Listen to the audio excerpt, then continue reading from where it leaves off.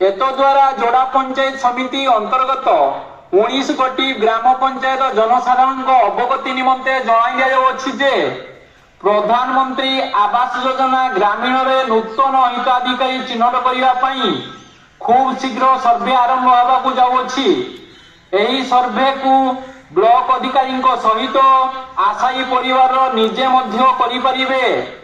ନିଜ ଦ୍ୱାରା କିପରି ଏହି ସର୍ଭେ କରିପାରିବେ ସେ ବିଷୟରେ ଜାଣିବା ପାଇଁ ଆସନ୍ତା ଡିସେମ୍ବର ମାସ 2 ତାରିଖ ଦିନ ଅସେଇଁକଳା, ବଡ଼କାଳିମାଟି, ବାଲାଗଡ଼ା, ଭଦ୍ରାସାହି, ଭୂୟାଁରଇଡ଼ା, ବିରିକଳା, ଦେଓଝର, ଗୋଆଲି, ଜଲହରି ଏବଂ 3 ତାରିଖ ଦିନ ବଳଦା, ବଲାଣି, ଚମକପୁର, ଜଜାଙ୍ଗ, ଜୁରୁଡି, କଣ୍ଡରା, କାରାଖେଣ୍ଡରା, ଲୋଜପଦା, ପଳସା, ସେରେଣ୍ଡା ଗ୍ରାମ ପଞ୍ଚାୟତ କାର୍ଯ୍ୟାଳୟରେ ଦିବା 10 ଘଟିକା ସମୟରେ ଏକ ନୂତନ ତାଲିମ ଶିବିର ଆୟୋଜନ କରାଯାଉଅଛି।